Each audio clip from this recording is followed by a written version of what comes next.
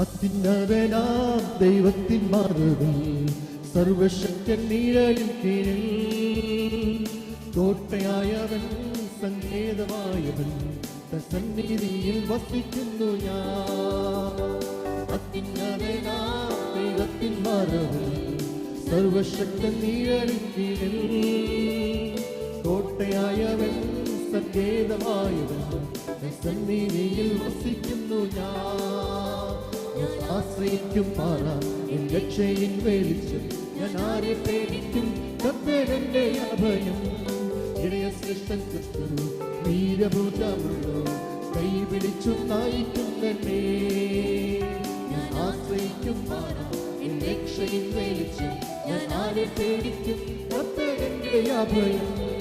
ഇടയ ശ്രേഷ്ഠൻ ക്രിസ്തു വീരഭൂതമുള്ളൂ, കൈപിടിച്ചു നയിക്കും തന്നെ. പാപമൃത്യുശാപഘോരപീഡയാ മനമുരുകും മധ്യസ്നേഹിത, അധ്വാനിക്കുന്നോ ഭാരം വഹിപ്പോ യേശുവിന്റെ പാടെ ചേരുക.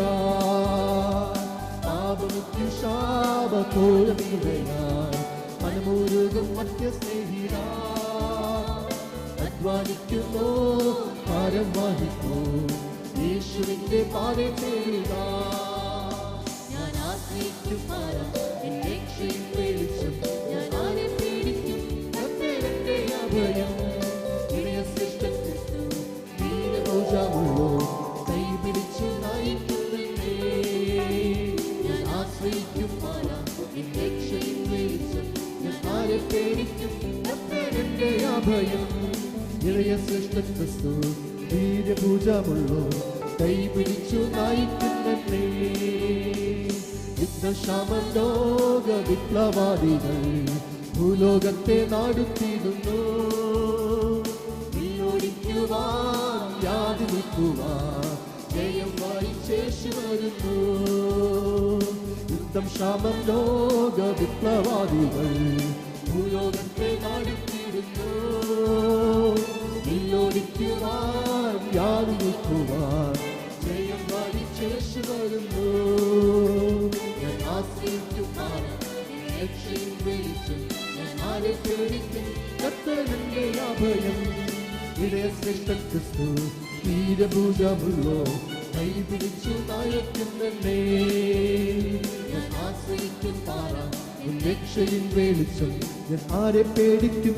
കർത്താവെന്റെ അഭയം. ഇടയ ശ്രേഷ്ഠൻ ക്രിസ്തു വീരഭൂതമുള്ളൂ, കൈപിടിച്ചു നയിക്കും തന്നെ. രക്ഷ നേടുവാൻ മോക്ഷം പ്രാപിപ്പാൻ സത്യമകമന്വേഷിപ്പോരേ. സത്യവഴിയും വാതിലുമായ യേശുനാഥൻ പാദം ചുംബിക്കാം. രക്ഷ നേടുവാൻ മോക്ഷം പ്രാപിപ്പാൻ സത്യമകമന്വേഷിപ്പോരേ. സത്യവഴിയും വാതിലുമായ യേശുനാഥൻ പാദം ചുംബിക്കാം. ഞാൻ ആശ്രയിക്കും പാറ എൻ രക്ഷയിൻ വെളിച്ചം, ഞാൻ ആരെ പേടിക്കും? കർത്താവെന്റെ അഭയം. ഇടയ ശ്രേഷ്ഠൻ ക്രിസ്തു വീരഭൂതമുള്ളൂ, കൈപിടിച്ചു നയിക്കും തന്നെ. ഞാൻ ആശ്രയിക്കും പാറ എൻ രക്ഷയിൻ വെളിച്ചം, ഞാൻ ആരെ പേടിക്കും? കർത്താവെന്റെ അഭയം. ഇടയ ശ്രേഷ്ഠൻ ക്രിസ്തു വീരഭൂതമുള്ളൂ, കൈപിടിച്ചു നയിക്കും തന്നെ. 1 പത്രോസിന്റെ ലേഖനം 2-ാം അധ്യായത്തിന്റെ 25-ാമത്തെ വാക്യം. നിങ്ങൾ തെറ്റി ഉഴലുന്ന ആടുകളെ പോലെ ആയിരുന്നു. ഇപ്പോഴോ നിങ്ങളുടെ ആത്മാക്കളുടെ ഇടയനും അധ്യക്ഷനും ആയവങ്കിലേക്ക് മടങ്ങി വന്നിരിക്കുന്നു. ജീവവചന പ്രഭാത ധ്യാന ചിന്തയിലേക്ക് എല്ലാ പ്രിയപ്പെട്ടവർക്കും സ്വാഗതം. വീണ്ടും തെറ്റിയുഴന്ന് അലഞ്ഞു പോകരുത് എന്നൊരു വിഷയമാണ് നാം ചിന്തിക്കുന്നത്. കുടപ്പിറപ്പുകളെ നഷ്ടപ്പെട്ട ഓരോ പാപിയും ഉഴലുന്ന അവസ്ഥയിൽപ്പെട്ട ആടാണ്. വഴിതെറ്റിപ്പോയ, അജ്ഞതയുടെ അന്ധകാരത്തിൽ കഴിയുന്ന, അപകടത്തിൽപ്പെട്ടുപോയ, സ്വയം സഹായിക്കുവാൻ കഴിയാതെ ഇരിക്കുന്ന, തെറ്റി അലഞ്ഞുഴന്ന് നടക്കുന്ന ഒരു പാപിയുടെ ജീവിതാവസ്ഥ ഏറെ പരിതാപകരമായ അവസ്ഥയാണ്. വീണ്ടും ജനനം പ്രാപിക്കുന്നതിന് മുൻപ് ഒരു മനുഷ്യന്റെ അവസ്ഥ ഇങ്ങനെയുള്ളതായിരുന്നു. നഷ്ടപ്പെട്ട ആടിനെ തേടി, കൊല്ലപ്പെടാൻ കൊണ്ടുപോയിക്കൊണ്ടിരിക്കുന്ന ആടിനെ തന്നെ തേടി ഒരു ഇടയൻ പുറപ്പെട്ടു. ഒടുവിൽ ആട് മരിക്കേണ്ട സ്ഥാനത്ത് ആടിനു വേണ്ടി സ്വന്തം ജീവൻ അർപ്പിച്ച് ഇടയൻ മരിച്ചു. തൻ്റെ മരണത്താൽ നഷ്ടപ്പെട്ട, തെറ്റി ഉഴന്ന് നടന്ന ആടിനെ ആത്മാക്കളുടെ ഇടയനും അധ്യക്ഷനുമായവങ്കിലേക്ക് മടക്കി വരുത്തിയിരിക്കുന്നു. ഈ അനുഭവത്തിൽ ജീവിക്കുന്ന, ഈ അനുഭവം പ്രാപിച്ചിരിക്കുന്ന ദൈവമക്കൾക്കായി പരിശുദ്ധനായ ദൈവത്തിന് സ്തോത്രമർപ്പിക്കുന്നു.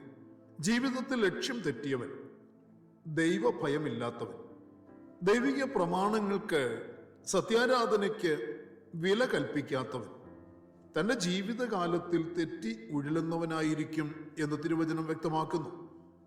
സത്യാരാധനയിൽ നിന്ന് തെറ്റിപ്പോകുന്നവർ ഉഴന്നു നടക്കുകയും അലഞ്ഞു തിരിഞ്ഞു നടക്കുകയും ചെയ്തവരായിരുന്നു. അപ്രകാരമുള്ള ആദ്യ മനുഷ്യനെക്കുറിച്ച് ഉൽപ്പത്തി പുസ്തകത്തിൽ വെളിപ്പെടുത്തുന്നു.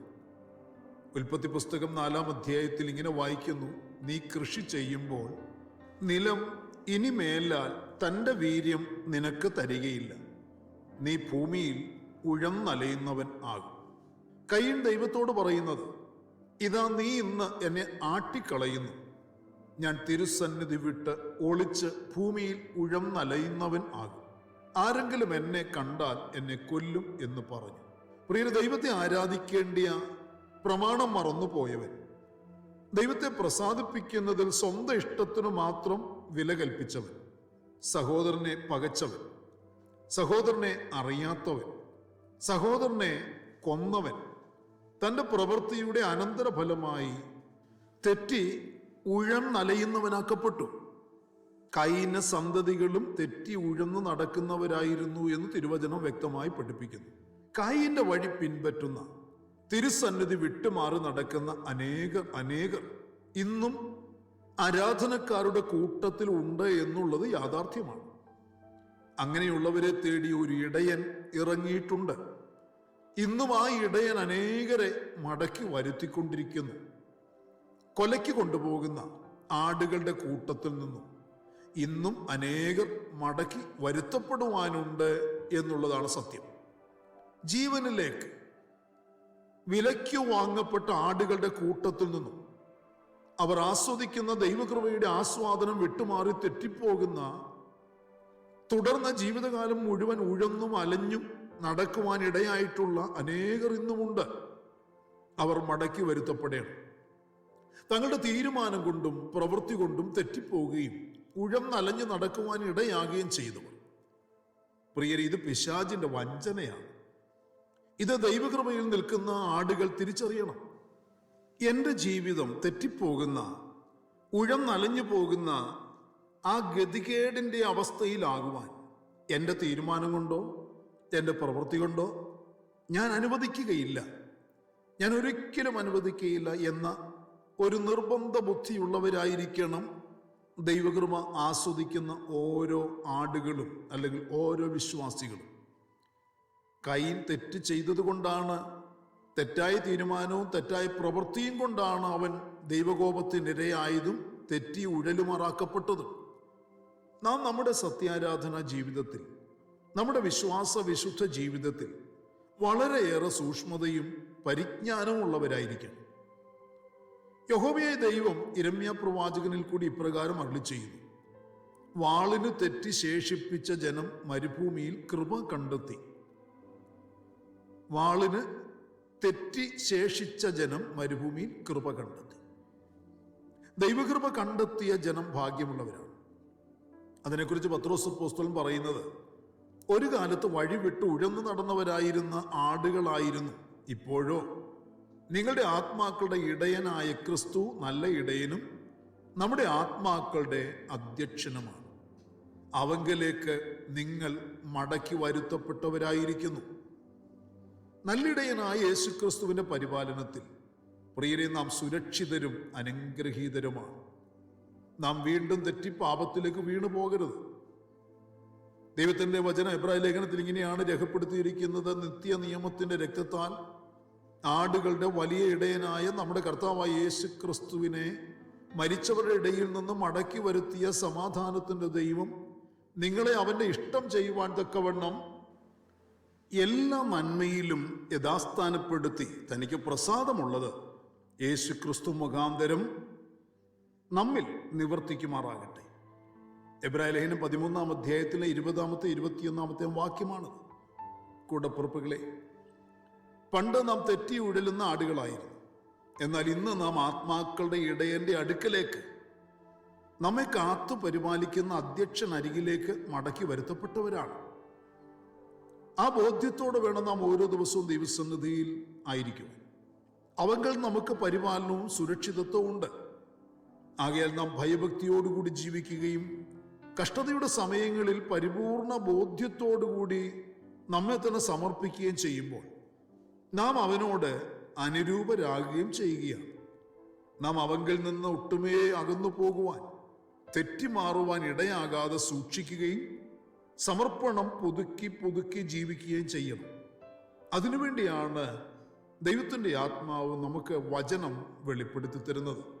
ദൈവത്തിൻ്റെ ആത്മാവ് അതിനുവേണ്ടിയാണ് നമ്മളെ പ്രേരിപ്പിക്കുന്നത്, വഴി നടത്തുന്നത്.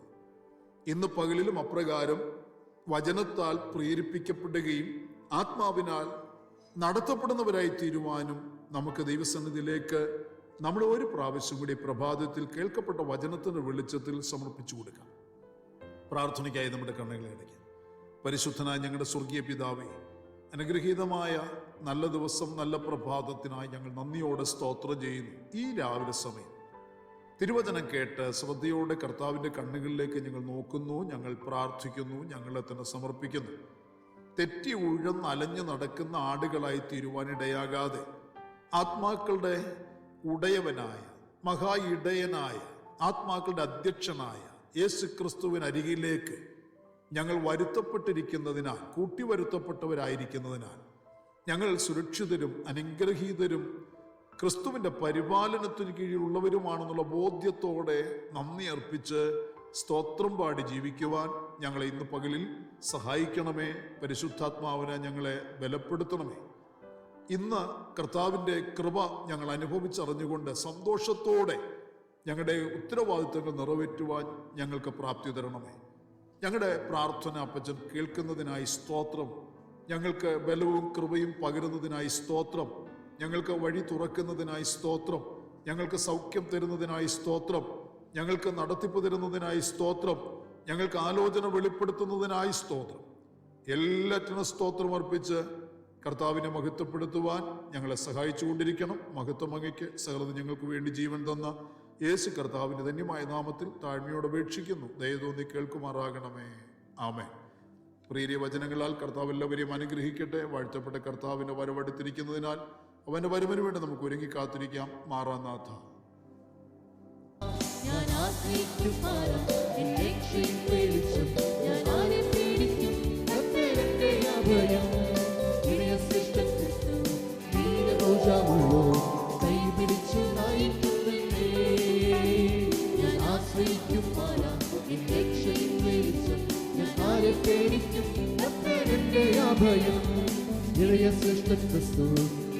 പൂജമുള്ളോ കൈപിടിച്ചു നയിക്കുന്നേ. യുദ്ധക്ഷാമം ലോക വിപ്ലവാദികൾ ഭൂലോകത്തെ നാടുത്തിടുന്നു. ഓടിക്കുവാൻ യാതി നിൽക്കുവാൻ ജയം വായിച്ചേശു വരുന്നു. യുദ്ധം ക്ഷാമം ലോക വിപ്ലവാദികൾ ഭൂലോകത്തെ നാടുത്തിടുന്നു. ഓടിക്കുവാൻ യാതി നിൽക്കുവാൻ ജയം വായിച്ചേശു വരുന്നു. ഞാൻ ആശ്രയിക്കും രക്ഷയും വിളിച്ചും ഞാൻ ആരെ പേടിക്കും. കർത്താവിന്റെ അഭയം ഇടയശ്രേഷ്ഠൻ ക്രിസ്തു വീരഭൂജമുള്ളോ കൈപിടിച്ചു നയിക്കുന്നേ. ഞാൻ ആശ്രയിക്കും പാറ രക്ഷയും വെളിച്ചം ഞാൻ ആരെ പേടിക്കും. കർത്താവിന്റെ അഭയം ഇടയശ്രേഷ്ഠൻ ക്രിസ്തു വീരഭൂജമുള്ളോ കൈപിടിച്ചു നയിക്കുന്നേ. രക്ഷ നേടുവാൻ മോക്ഷം പ്രാപിപ്പാൻ സത്യമകമന്വേഷിപ്പോരേ. സത്യവഴിയും വാതിലുമായ യേശുനാഥൻ പാദം ചുംബിക്കാം. രക്ഷ നേടുവാൻ മോക്ഷം പ്രാപിപ്പാൻ സത്യമാർഗമന്വേഷിപ്പുരേ സത്യവഴിയും വാതിലുമായ യേശുനാഥൻ പാദം ചുംബിക്കാം. ഞാൻ ആശ്രയിക്കും പാറ, എൻ രക്ഷയും വെളിച്ചം. ഞാൻ ആരെ പേടിക്കും? കർത്തനെന്റെ അഭയം. ഇടയശേഷം ക്രിസ്തു വീരഭുജമുള്ളോ, കൈപിടിച്ചു നയിക്കുന്നില്ലേ. ഞാൻ ആശ്രയിക്കും പാറ, എൻ രക്ഷയും വെളിച്ചം. ഞാൻ ആരെ പേടിക്കും? കർത്തനെന്റെ അഭയം. ഇടയസൃഷ്ടൻ ക്രിസ്തു വീരഭുജമുള്ളോ, കൈപിടിച്ചു നയിക്കുന്നല്ലേ.